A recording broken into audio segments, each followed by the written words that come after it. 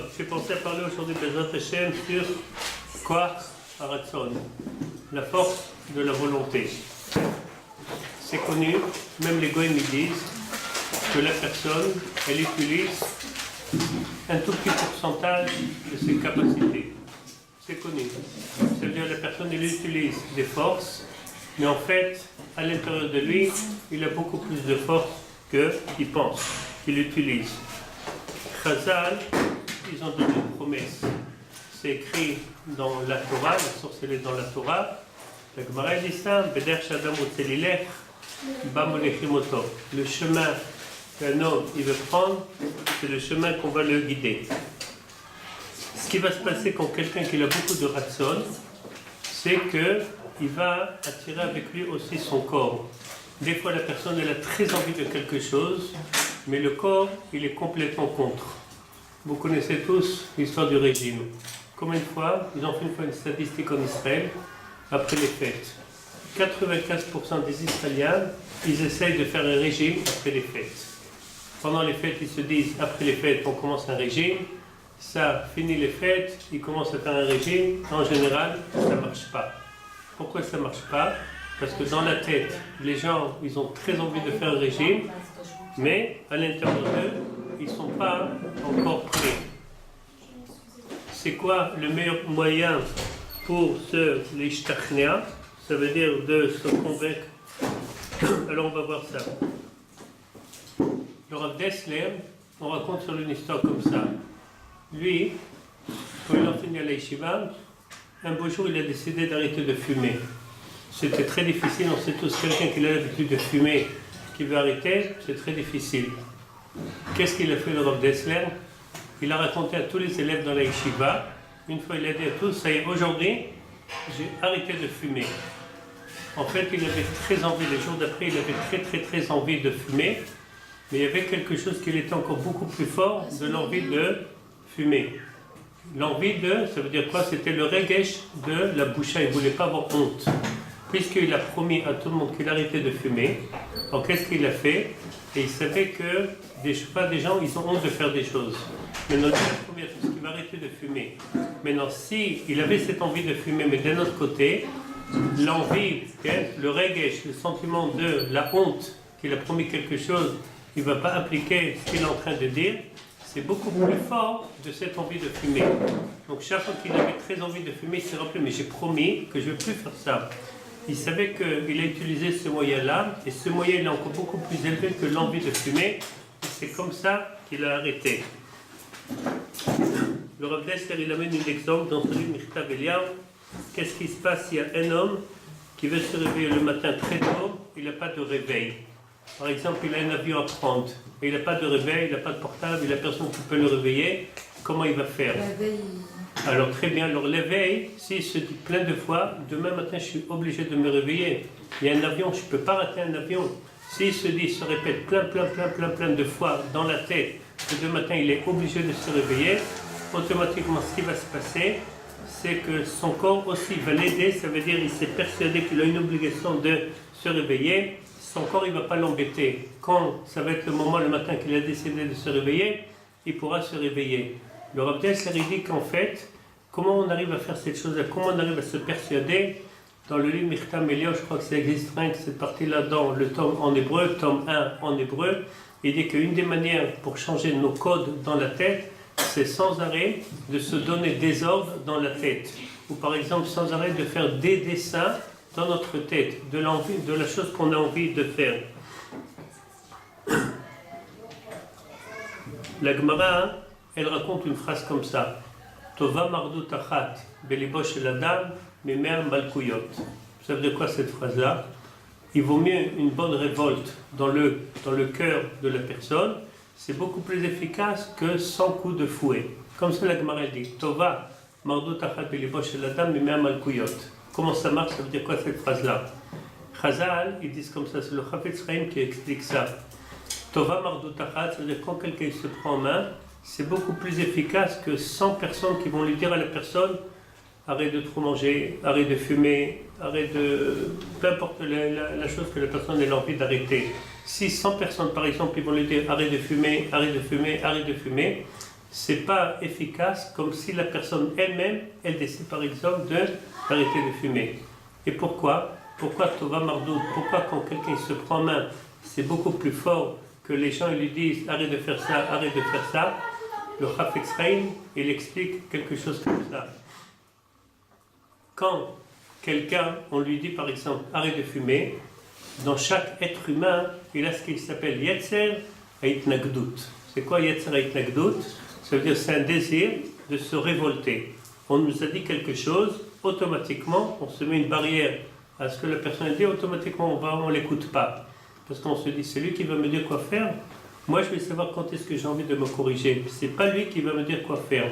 Moi, je sais beaucoup mieux que lui, que ce que je dois faire. D'abord qu'il se corrige lui-même, et après qu'il vient corriger les autres.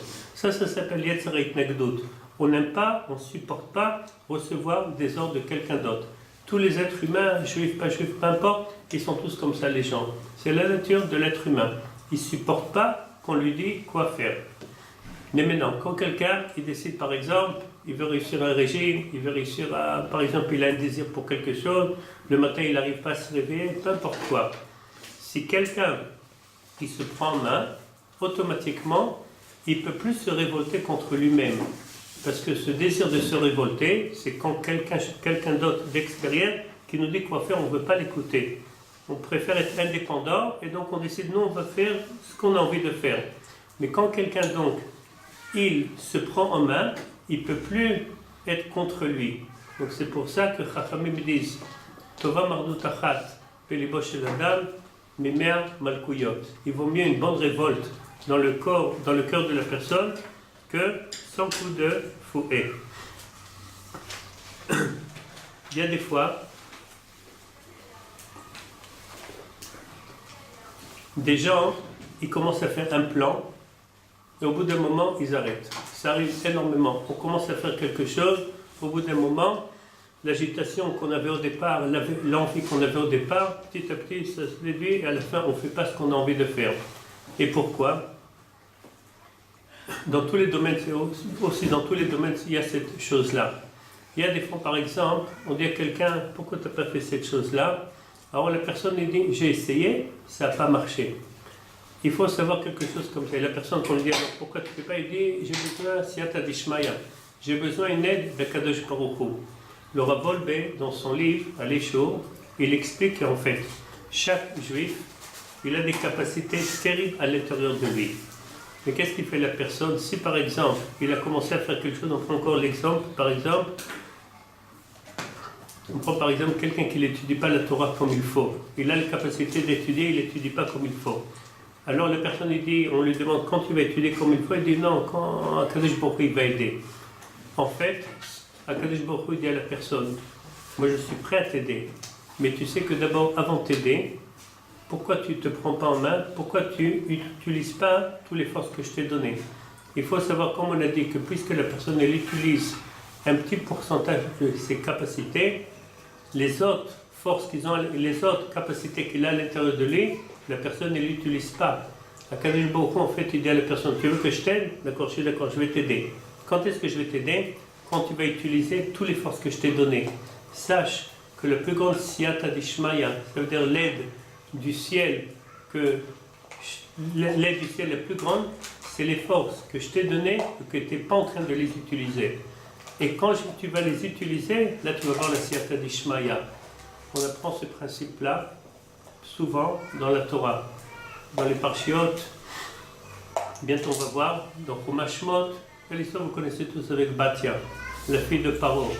Batia, Bat Paro, la fille de Paro, elle est partie une fois dans le Nil, et tout d'un coup, elle voit un berceau, elle entend un berceau, un enfant qui pleure, elle tend sa main, elle amène le berceau chez elle.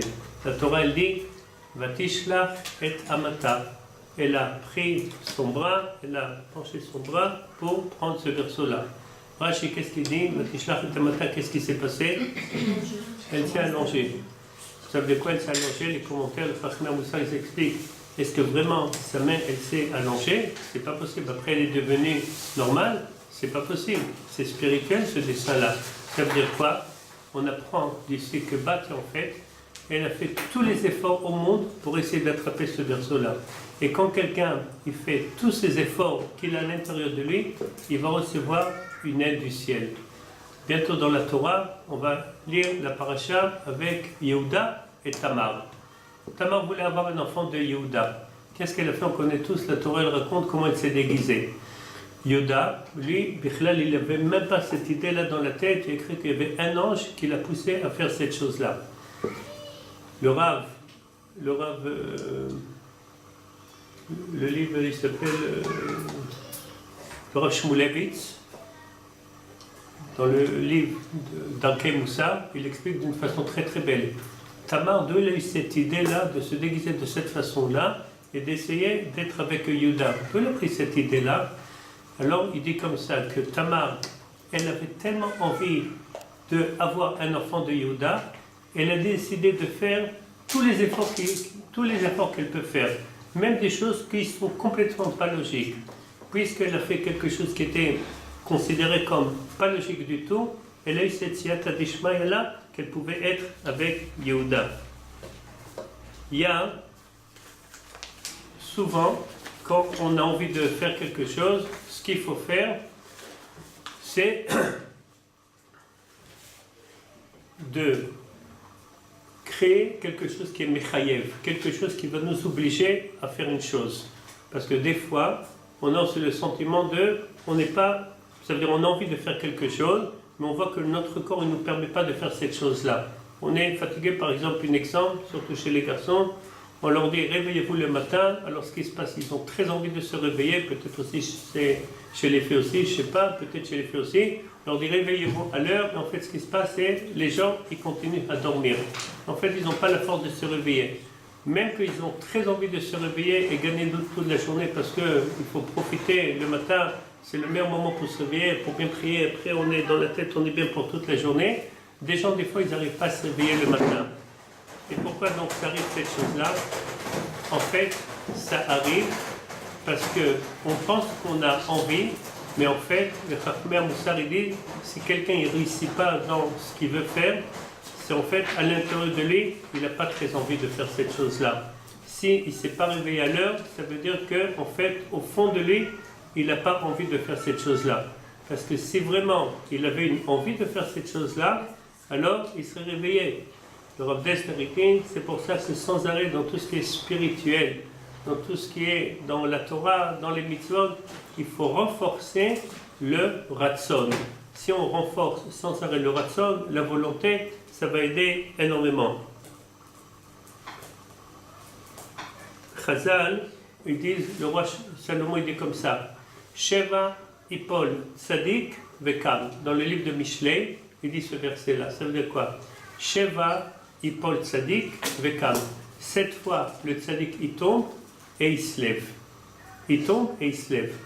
Pourquoi apparemment ça ne peut pas marcher comme sur des roulettes, qu'il va réussir une fois et que ça va marcher directement de la première fois? Pourquoi? Là, Shlomo Melech il nous dit Sheva Ipol Tzadik Vekam. Alors en fait, Shlomo Melech il nous dit que dans tout ce qui est spirituel, et des fois aussi dans le matériel, okay, c'est presque impossible que ça marche tout de suite. Ça marche tout de suite. Il faut savoir des fois que si par exemple il y a quelque chose qui marche énormément, comme on a envie, ça marche tout de suite, sans aucun problème, on est un peu suspect que peut-être c'était le Yetzer Hara qui nous a fait réussir. Selon le chemin de la Torah, on va voir tout de suite dans la paracha de cette semaine-là, on va lire Shabbat dans la paracha, on va voir en fait que le chemin de la Torah c'est quoi? Que sans arrêt il faut faire des efforts. Dans la Torah on apprend quelque chose comme ça, vous connaissez tous l'histoire, peut-être je l'ai raconté ici la dernière fois que j'étais là. Yitzhak, il a creusé des puits, des bérotes. Chaque fois qu'il a creusé un puits, qu'est-ce qu'il faisait les Plishtim? Il les fermait, il bouchait, après il mettait du sable. En fait, il y avait comme ça, entre les bérotes, c'était les puits de Yitzhak avec les bérotes de Abraham, il y avait 7 fois comme ça, que 7 fois Yitzhak il a creusé, et chaque fois qu'il creusait, les Plishtim, ils venaient et ils bouchaient le puits. Et encore une fois, la Torah raconte, il est parti dans un autre endroit, il a creusé, encore une fois, les Plishtim, ils viennent et ils bouchent plusieurs fois comme ça. En tout, c'est à peu près 7 fois les commentaires ils disent. Chafetz Chaim pose la question, ça nous intéresse à quoi cette histoire-là? Qu'est-ce qu'on peut retirer comme leçon de cette histoire-là. Il a essayé, ça n'a pas marché, il est parti dans un autre endroit. Il a essayé dans un autre endroit, ça n'a pas marché, il est parti encore une fois dans un autre endroit. Jusqu'à qu'il est parti à Rehovot. C'est un endroit où il a essayé, et là-bas les Plishtim, ils l'ont laissé tranquille et ça a marché. Le Chafetz Chaim nous pose la question, ça nous intéresse à quoi cette histoire-là? Il dit, le Chafetz Chaim, HaKadosh Baruch Hu, il veut nous montrer quelque chose dans cette histoire. Vous savez que le Chumash Bereshit, il n'y a pas beaucoup de halachot dans le Chumash Bereshit. Mais ce qui s'appelle le Chumash Bereshit, ça s'appelle Sefer HaYashar. Le livre droit, ça veut dire pour nous montrer, en fait, on apprend énormément de les Maaseh Avot, de les actions qu'ils ont fait nos ancêtres. On apprend, c'est des choses pour nous enseigner. De chaque chose, en fait, on apprend. Le Chafetz Chaim, donc, il répond à la question HaKadosh Baruch Hu, qu'est-ce qu'il voulait nous enseigner dans cette histoire-là avec les Bérot, pour nous dire qu'un homme, quand il a décidé de faire quelque chose, il n'a pas le droit de l'abandonner. Il a décidé de creuser des puits et réussir. Il sera qu'il a essayé. Et quand est-ce qu'il a réussi? Au bout de plusieurs fois. Il a essayé plusieurs fois, rien qu'à la fin ça a marché. Et donc la leçon que le Chafetz Chaim nous dit, une personne, il a décidé de faire quelque chose, peu importe si c'est dans le domaine spirituel ou le domaine matériel, on a décidé de faire quelque chose, on n'a pas le droit de se décourager. Le découragement n'existe pas. Vous connaissez cette phrase de Rabbi Nachman de Breslev. Peut-être que cette chose n'avait pas fait pour lui. Oh, bravo. Non? Moi, je sais pas. Le Ibn, je crois que c'est. On amène ça. Le Ibn Ezra, il dit, il y a dans la Torah, dans les 10 commandements, il y a le commandement Lot Achmod. Je ne sais pas comment on dit en français. Lot Achmod. Hein? Comment on dit? Non, Lot Achmod. Le Ibn Ezra, il dit, c'est sûr et certain que quelqu'un, par exemple, il n'a pas une envie de se marier avec une princesse. Personne n'a cette idée-là. De nos jours, par exemple, quelqu'un, par exemple, il ne se prétend pas, personne, par exemple, il veut devenir le président d'Israël, une kol hakavod, mais personne, on n'a pas envie de faire ces choses-là. Mais des choses qu'on est apte de faire, c'est sûr et certain qu'on a une obligation, si on veut réussir, toutes les choses qui sont complètement naturelles, que la majorité des gens font, et on a des cohortes pour ça, alors c'est sûr et certain qu'il faut le faire. Si par exemple... Mais si par exemple on se lance dans un métier et on voit qu'on ne réussit pas, ça veut dire que c'est pas fait pour nous, peut-être? Regardez, de plus en plus, votre question elle existe déjà dans le livre Chovot HaLevavot. Le livre Chovot HaLevavot, il a un chapitre qui est très intéressant, peut-être c'est le chapitre le plus que chez les religieux on lit ce chapitre-là, c'est Shar HaBitachon, le chapitre de le Bitachon. Et il pose là-bas une question, comment un homme, il doit choisir un métier dans la vie.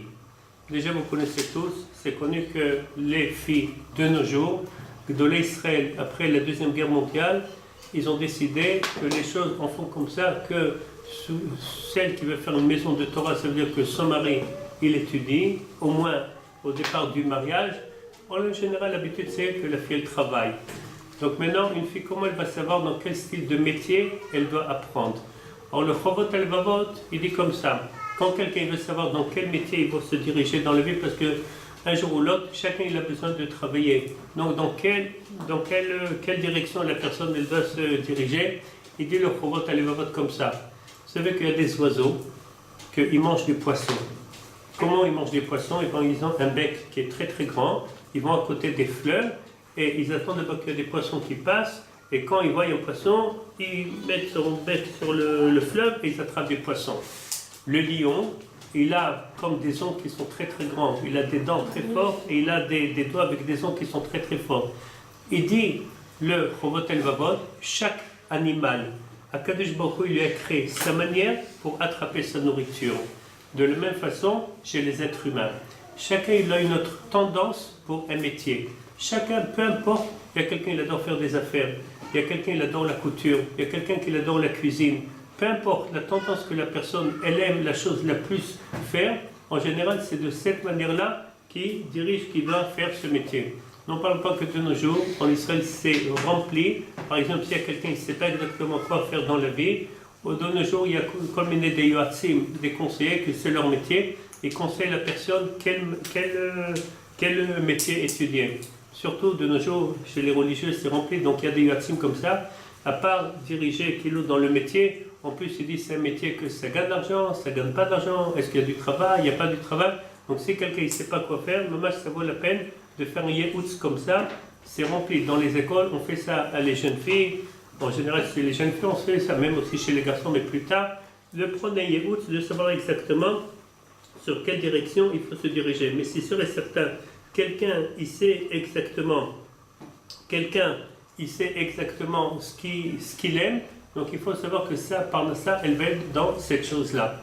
Et le Chovot Elvonot, il dit, mais si par exemple quelqu'un a décidé d'être un docteur, et il se trouve dans un endroit où il n'a pas beaucoup de parnassa, alors qu'est-ce qu'il doit faire? Il va arrêter d'être docteur? Alors il dit, mais ça, maman, il faut demander à un Tamid Chacham, que des fois on ne sait pas pour ça, on ne sait pas pourquoi, mais la parnassa, ça ne marche pas, parce que ça dépend de la personne elle-même. Akadosh Baruch Hu, il a fait en sorte que des fois, il n'y a pas de parnassa.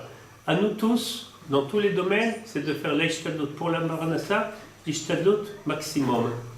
Ishtadlut maximum. On ne peut pas dire je vais faire un peu, je vais prier beaucoup. On n'est pas du tout à ce niveau-là. Le Rav Wolbe toujours, il dit quelque chose comme ça. Que quelqu'un, on a une obligation de faire notre ishtadlut, aussi pour la parnassa, aussi dans tous les domaines, il faut faire une ishtadlut de maximum. Et quand quelqu'un va faire son ishtadlut à 100%, il va réussir. C'est sûr et certain. Parce qu'il est en train d'utiliser toutes les capacités qu'il a. Alors à ce moment-là aussi, il va avoir une aide mishamay. On voit en général les gens qui sont très très très capables, des gens qui construisent des choses, des gens qui ont une envie très très très forte, c'est des gens qui réussissent en général dans la vie. Maintenant, si ça n'a pas marché, en général le système il est comme ça. Si ça ne marche pas, ça c'est déjà des cheshbonot shamay. C'est des calculs d'Akadosh Baruch Hu, mais on ne sait pas. Mais en général, donc on dit à la personne, dans ce que tu aimes, ce que Akadosh Baruch Hu il t'a donné une envie pour cette chose-là, c'est dans ce chemin-là qu'il faut que tu te diriges. C'est pour ça en plus c'est créé dans ma Masechet Brachot. Akadosh Baruch Hu, quand il a créé le monde, il a créé les êtres humains, il a donné à chaque être humain une passion pour un autre métier. Il y a quelqu'un qui veut être, comme on a dit, un cuisinier, quelqu'un qui veut construire des maisons, quelqu'un qui veut être un agriculteur, quelqu'un qui veut devenir un médecin, quelqu'un qui veut devenir un ingénieur. Chacun il a une autre envie, comme ça chacun il va trouver sa parnassa de cette façon-là, et Hachem il a fait les choses exprès, comme ça tout le monde il va, les shtachlem, je ne sais pas comment on dit en français, mais tout le monde il va se développer, parce qu'il y a des gens qui font dans tous les métiers. Il y a, on a dit le pasuk Sheva Ipol Tzadik Vekam. Ça veut dire quoi? Donc on a dit ce verset-là. Ça veut dire que le chemin, il est sans arrêt. On réussit et des fois on tombe. On réussit, on tombe. Ça marche, ça marche pas. Ça marche, ça marche pas. Quelle différence entre un tzaddik et quelqu'un qui n'est pas tzaddik? En général, c'est comme ça. Dans une fois, le Rav Hutner Zatzal, il a dit quelque chose comme ça. Il a dit que je suis pas content quand les gens ils écrivent des biographies sur des tzaddikim. Parce que sans arrêt, des gens qui écrivent des biographies sur des tzaddikim, ils disent comment ils ont réussi, et combien ils ont réussi dans la Torah, et quel niveau de Torah, ils connaissaient tout le Talmud et toute la Torah, mais ils ne racontent pas la guerre qu'ils avaient et la lutte qu'ils avaient, ces tzaddikim-là. Il faut savoir que chacun, ça n'existe pas quelqu'un qui arrive à un niveau sans avoir sans arrêt des obstacles dans sa vie, ça n'existe pas. Il y avait le Staipeler, vous allez tous entendre parler de lui, le papa de Rav Kanievski Shlita. Il a raconté que sans arrêt, lui, il avait des souffrances terribles dans sa vie. Il avait des souffrances de santé, il avait des souffrances de parnassa, et il a dit sur lui-même, si c'était un être humain, il n'aurait même pas la force d'ouvrir une fois un livre. Mais lui, malgré tous ces problèmes qu'il avait, il a décidé de quand même étudier. Et quand il étudiait, ça lui faisait qu'en fait, il oubliait ses problèmes. Il a grandi de cette façon-là. Le Rav Shach, si on lit par exemple la biographie de sa vie, ça existe aussi dans ses livres. Il a sorti des livres qui s'appellent Avi Ezri, et il y a là-bas le sommaire, la trala, il raconte dans quelles circonstances il a écrit ces livres-là, c'est une façon incroyable. C'était sans arrêt dans une guerre, et pendant qu'il courait, pendant qu'il était à droite, à gauche, il était complètement seul. Il était seul dans une synagogue pendant des années, avec toutes des histoires. Il raconte comment il a pu, malgré que tous les problèmes qu'il avait, il a surmonté ces choses-là. La différence, je reprends, entre un tzaddik, c'est quoi la différence entre un tzaddik et pas un tzaddik? Le verset nous dit Sheva, Ipol Tzadik Vekam. Ça veut dire 7 fois le Tzadik il tombe.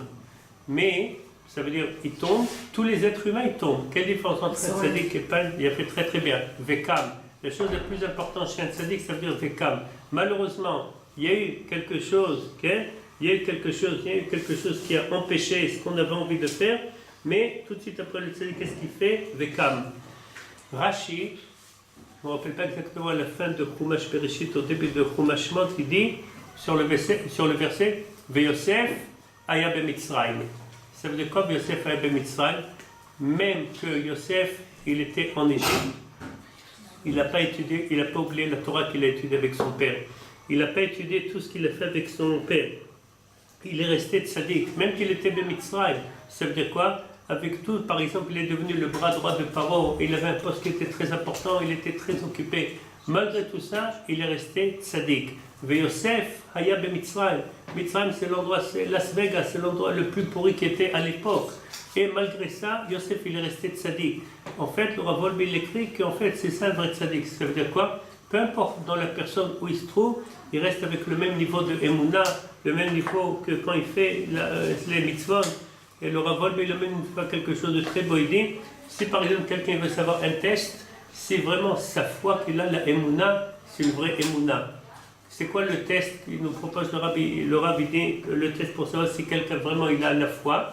Il dit c'est comme ça. Si par exemple, un juif, on va nous mettre par exemple dans un kibbutz. Malheureusement, un kibbutz c'est un endroit, des gens là-bas grandissent sans Torah et sans mitzvot. À peine ils savent c'est quoi Avraham, Yitzhak et Yaakov. C'est des gens qui sont très très loin de la Torah. À l'époque, ils ont construit dans l'État d'Israël, c'était rempli des kibbutzim comme ça. Des endroits comme un mouchab, puis ils grandissent tous ensemble. Il n'y a pas de mezuzah, il n'y a pas de Birkat Hamazon, il n'y a pas de Torah, il n'y a rien du tout. Ni Sefer Torah, ni synagogue, il n'y a rien du tout. Si par exemple on va prendre une personne comme ça, on va le mettre là-bas dans cet endroit-là avec des gens qui sont loin de la Torah. Combien de temps la personne il pense qu'il pourra être tzaddik là-bas? Combien de temps il pourra faire son Birkat Hamazon à côté de tout le monde? Pour un homme, il va mettre les tefillines à côté de tout le monde. Combien de temps une personne, il pense qu'il pourra rester dans un endroit comme ça où il est dans un milieu des gens qui sont complètement loin de la Torah, et lui, il va rester têtu, il va continuer à faire les mitzvot. Combien de temps la personne y croit qu'il pourra résister?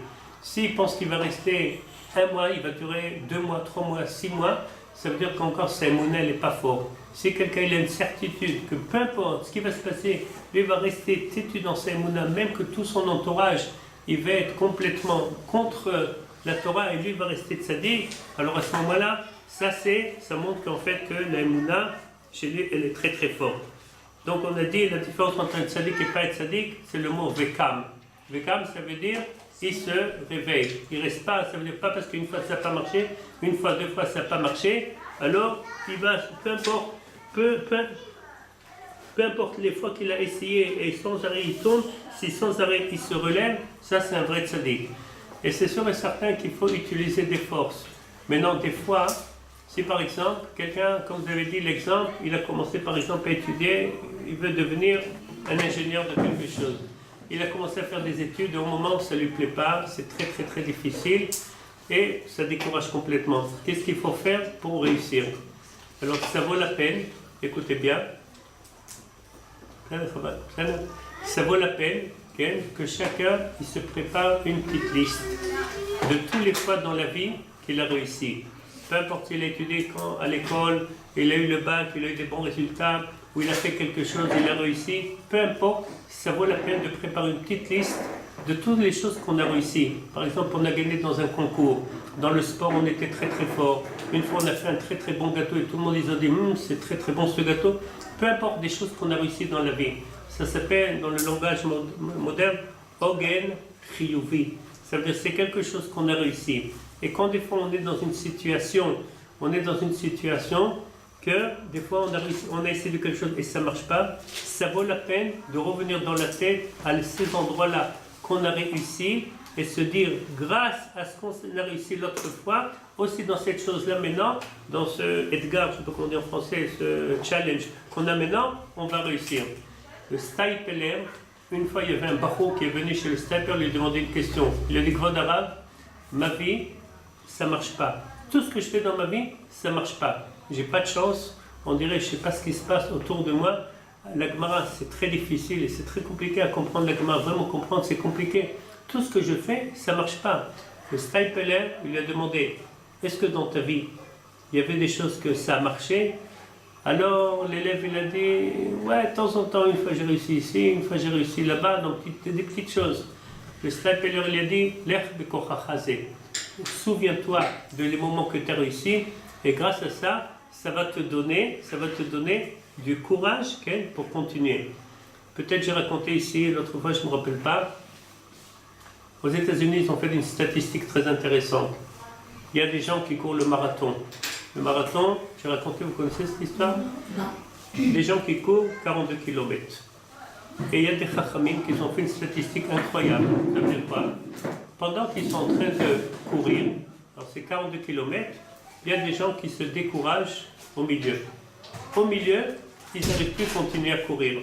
Parce que quand on court beaucoup, alors sur le côté, il y a comme quelque chose comme des frictions, ça fait très très mal.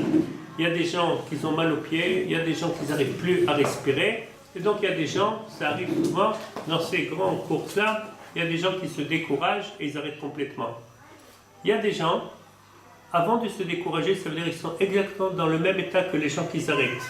Ils ont mal à respirer, ils ont mal sur le côté, ils ont mal aux pieds, et ils se disent, je vais arrêter, mais je vais essayer de continuer encore 3 minutes de courir.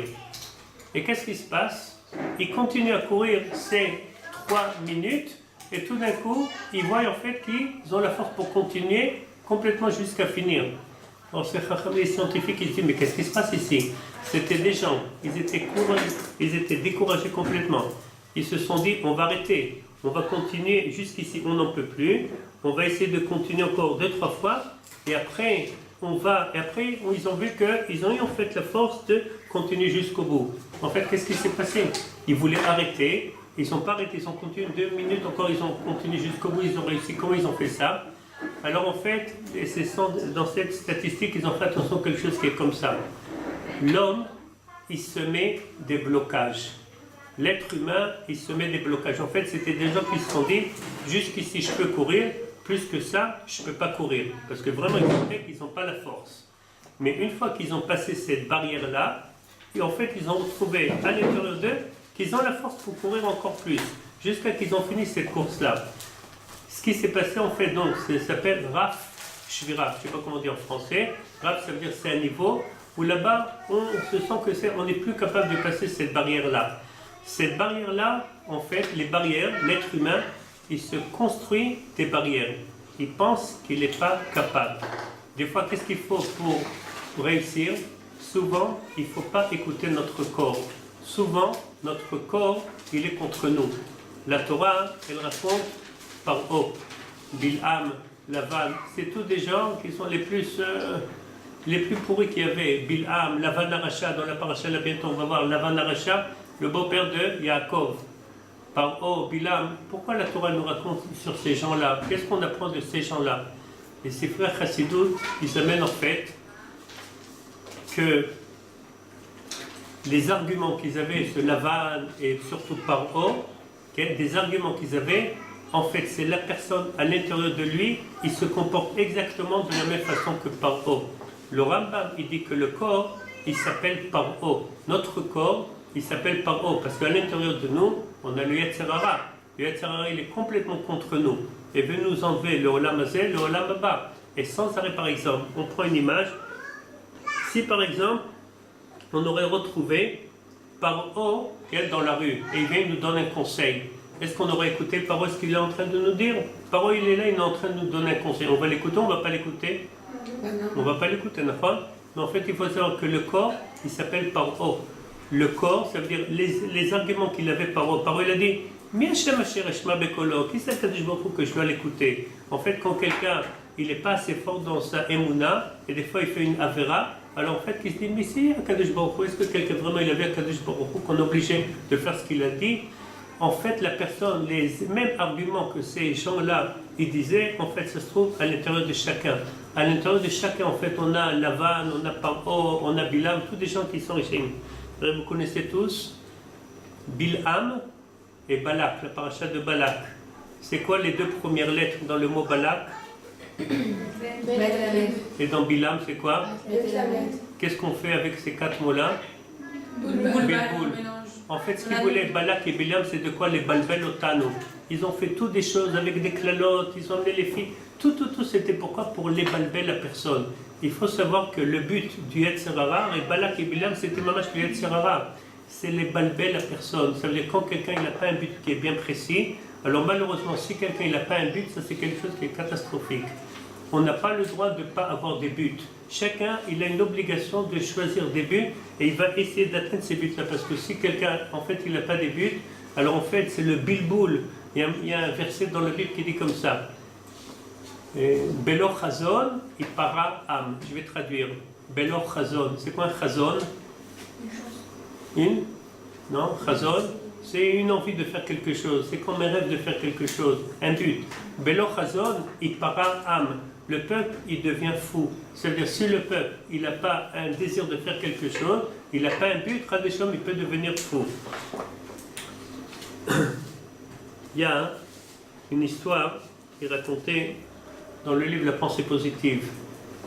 Il y avait une fois des soldats américains qui ont été pris en otage au Vietnam. Il y avait un soldat qui est resté à peu près 5 ans ou 7 ans, il est resté en otage en prison au Vietnam. Et quand il est revenu aux États-Unis, il a pu écrire 2 ou 3 livres sur le jeu de l'échec. Alors on lui a demandé, comment c'est possible que tu aies écrit un livre sur les échecs tout de suite après qu'il est revenu? Alors il a dit comme ça, j'étais en prison pendant 5 ans là-bas, il n'y avait absolument rien à faire là-bas. Ou il y avait Chad Shalom, plein de soldats qui devenaient fous, parce qu'il n'y avait pas rien à faire là-bas. Il restait seul dans une salle, un truc de prison, il était complètement seul. Ou, moi qu'est-ce que j'ai fait parce que je ne voulais pas devenir fou? Mon tarbib, ça veut dire mon hobby, avant que je suis venu à l'armée, c'était jouer aux échecs. Qu'est-ce que je faisais pendant 5 ans que j'étais en prison là-bas? Sans arrêt, je m'imaginais des malachim dans l'échec. Je jouais avec quelqu'un d'autre dans ma tête. Il se imaginait comment c'est le tableau d'échecs qui se trouve, avec il y a tous il y a les chayalim, il y a le roi, il y a la reine, il y a tout ce qui est dans un noir chakma. Et sans arrêt, il faisait des exercices. Il a passé tout son temps là-bas, quand il était en prison, à sans arrêt réfléchir des échecs. Et à tel point que quand il est revenu, il est sorti de là-bas, il a pu écrire des livres sur ce sujet-là. Ça racontait des histoires sur la Shoah. Il y avait des gens, il y avait un Talmid Chacham qui était dans la Shoah, que tous les jours, quand ils partaient, des gens qui étaient dans la Shoah, ils partaient dans les travaux forcés, ils partaient tous les jours, je ne sais pas, 2 ou 3 kilomètres dans un endroit pour travailler, après ils revenaient. Cette personne-là qui était Talmid Chacham, qu'est-ce qu'il faisait? Il connaissait des pages de Gemara par cœur. Eh bien, il était en train de réciter des pages de Gemara par cœur, et avec les gens, des juifs qui étaient autour de lui, sans arrêt, ils étaient en train de marcher, ils étaient en train de raconter ces pages de Gemara. Automatiquement, quand quelqu'un il est dans une situation, mais la situation elle fait très très très mal, mais dans sa tête il est sans arrêt dans son but, alors automatiquement ce qui se passe c'est qu'il n'est pas en train de faire attention dans le problème. C'est très facile à faire attention au problème, mais la chose qui est beaucoup plus élevée c'est surmonter. Par exemple, je donne l'exemple, quelqu'un par exemple il doit monter sur une côte. Il y a par exemple, vous connaissez ici à Arnof, il y a la rue Nissim, vous connaissez? C'est toute une rue en descendant. Si quelqu'un par exemple il veut faire du sport, c'est à peu près presque 2 km, c'est une pente comme ça. Si quelqu'un par exemple il va marcher comme ça, il va dire c'est très difficile, la pente elle est très très très comme ça, Gavois, c'est très difficile pour moi, je ne peux pas. Mais qu'est-ce qui se passe par exemple? Si quelqu'un il commence à l'appeler dans son portable, il est en train de lui raconter quelque chose qui est très intéressant. Et pendant une demi-heure, il est en train de lui parler quelque chose qui est très intéressant. Est-ce que la personne qui est en train de monter dans cette côte-là, avec les écouteurs, il va faire attention qu'il est dans une côte? Non. Pourquoi pas? Très très bien. C'est à notre devoir. Ça veut dire que sans arrêt, on doit surtout faire attention à notre but. Et quand quelqu'un il est meroukaz, il est concentré dans son but, il ne va pas faire attention. Il ne va pas faire attention à des choses qui le freinent.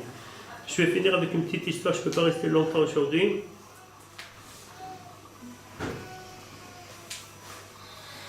Aux États-Unis, une fois, ils étaient en train de faire une opération du cœur à quelqu'un. Il y avait un malade qui était malade du cœur, ils étaient en train de lui faire une opération. Les docteurs, pendant qu'ils étaient en train de lui faire l'opération, ils ont vu que c'était une personne déjà qui était âgée et il ne restait plus longtemps à vivre. Alors les docteurs, ils étaient très embêtés parce qu'ils ont fini l'opération, ils ont vu qu'en fait, il n'y a pratiquement rien à faire dans le cœur, et ils se sont dit, qu'est-ce qu'on va faire quand il va se réveiller? Dans une demi-heure, ce malade, il va se réveiller, qu'est-ce qu'on va lui raconter? Si on lui raconte la vérité, qu'il va lui rester encore Kama Yamim pour vivre, alors ça va le déprimer complètement, et il peut tout de suite mourir sur ce moment-là. Alors ils ont décidé, les docteurs, de se foutre sur ce malade-là, ça veut dire de lui mentir. Qu'est-ce qu'ils ont dit? Ils ont appelé la achot, la infirmière, et lui ont dit, tu vas dans la section des enfants, tu vas amener des ballons qu'on gonfle, tu vas amener des gâteaux, tu vas amener des bougies, on va garnir la salle ici de l'opération, et quand il va se réveiller le malade, on va lui raconter qu'en fait l'opération, elle a très bien marché.